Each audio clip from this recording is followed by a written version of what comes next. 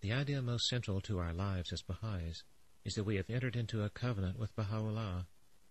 As you know, in all other religions, after the passing of the manifestation, his followers had thousands of disputes among themselves, and as a result, split the religion into many sects.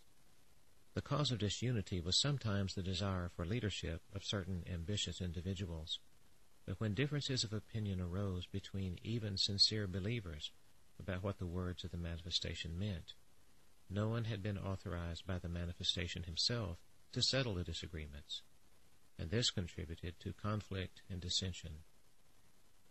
Each set of interpretations led to the creation of a different sect. Baha'u'llah has protected his faith against such division by endowing it with a unique power, the power of the covenant. Before his passing, he stated in the clearest terms, in writing, that after him all Baha'is should turn to Abdu'l-Baha.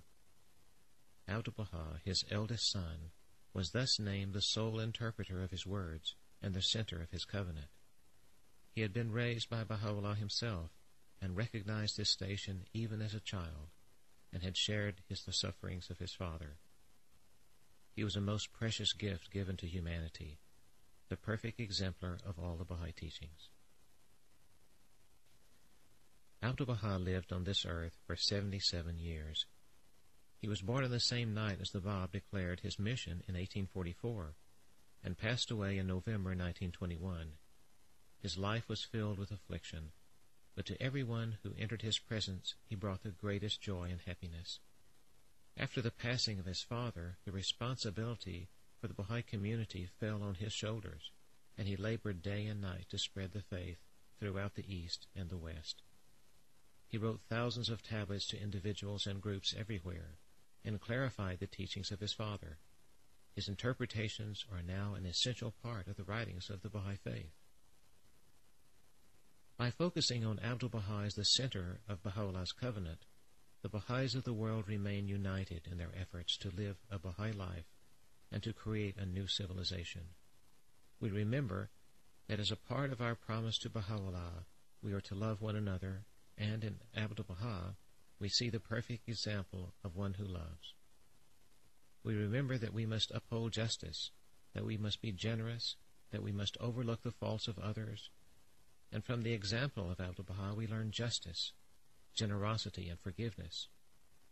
More than anything else, by keeping our focus on Abdu'l-Baha, we are always aware of our covenant with Baha'u'llah, that we will not allow the unity of his followers to be broken, and that, united as a worldwide community, we will labor until the oneness of humankind has been firmly established. In his will and testament, Abdu'l-Baha named his grandson the guardian of the faith, and after his passing, Shawki Effendi became the authorized interpreter of the teachings.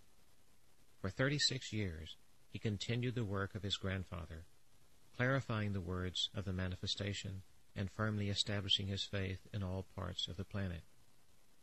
5.5 years after his passing, the Baha'is of the world elected the Universal House of Justice, as envisioned by Baha'u'llah and clearly described by Abdu'l-Baha and the Guardian.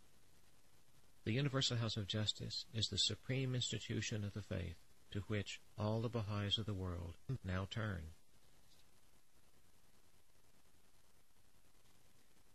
A most important aspect of every religion is the laws that the manifestation brings to humanity in order to guide it in the right path. Some of these laws and commandments are eternal, others change as humanity progresses and evolves. In the faith, we are taught that we should not think of Baha'i laws as a series of do's and don'ts. Baha'u'llah tells us that his laws are the lamps of my loving providence among my servants, and the keys of my mercy for my creatures.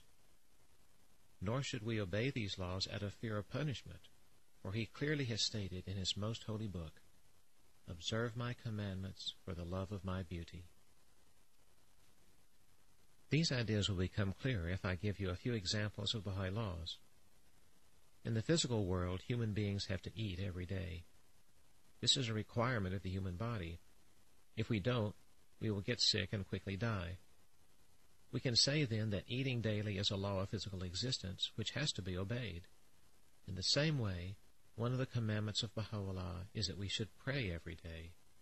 Like our body, our soul needs constant nourishment, and prayer provides the nourishment for our spiritual growth. There are many beautiful prayers revealed by the Bab, by Baha'u'llah, and by Abdu'l-Baha, which we can say when we are alone or recite in meetings. Some of these prayers are special, and some are obligatory. One obligatory prayer is recited by Baha'is every day, sometime between noon and sunset. It says, I bear witness, O my God, that Thou hast created me to know Thee and to worship Thee. I testify at this moment to my powerlessness and to Thy might, to my poverty and to Thy wealth. There is none other God but Thee, the help in peril, the self-subsisting. In another commandment, Baha'u'llah prohibits backbiting and calumny. This is important because if you think about it, one of the greatest enemies of unity is backbiting, and unfortunately it has become an established practice among most of humanity to talk about other people's faults in their absence. Everybody seems to be concerned with everybody else's shortcomings, which are made bigger and bigger as they are constantly mentioned. Abdu'l-Baha tells us to do just the opposite. If we see 10 good qualities in someone and one fault, we should concentrate on the 10, and even if a person has 10 faults and only one good quality, we should focus on that one good quality. O companion of my throne, hear no evil and see no evil. Abase not thyself, neither sigh and weep. Speak no evil that thou mayest not hear it spoken unto thee, and magnify not the faults of others, that thine own faults may not appear great.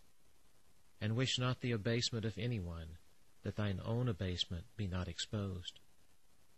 Live then the days of thy life that are less than the fleeting moment, with thy mind stainless, thy heart unsullied, thy thoughts pure, and thy nature sanctified, so that, free and content, thou mayest put away this mortal frame, and repair unto the mystic paradise, and abide in the eternal kingdom for evermore.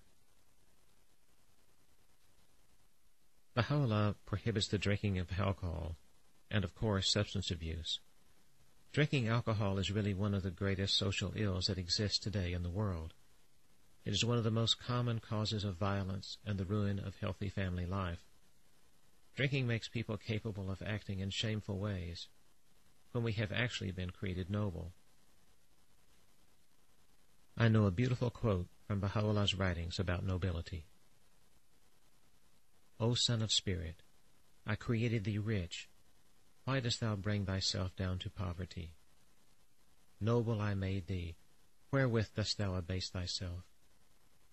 Out of the essence of knowledge I gave thee being. Why seekest thou enlightenment from anyone beside me? Out of the clay of love I molded thee. How dost thou busy thyself with another? Turn thy sight unto thyself, that thou mayest find me standing within thee, mighty, powerful, and self-subsisting. Another commandment of Baha'u'llah, which is one of my favorites, is about the obligation of parents and society to educate children. Here I have in my notebook a short passage from Abdu'l-Baha's writings that explains this well. Therefore the beloved of God and the maidservants of the merciful must train their children with life and heart, and teach them in the school of virtue and perfection. They must not be lax in this matter. They must not be inefficient. Truly, if a babe did not live at all, it were better than to let it grow ignorant. For that innocent babe, in later life, would become afflicted with innumerable defects, responsible to and questioned by God, reproached and rejected by the people. What a sin this would be, and what an omission. The first duty of the beloved of God and the maidservants of the merciful is this: they must strive by all possible means to educate both sexes, male and female, girls like boys. There is no difference whatsoever between them. The ignorance of both is blameworthy, and negligence in both cases is reprovable.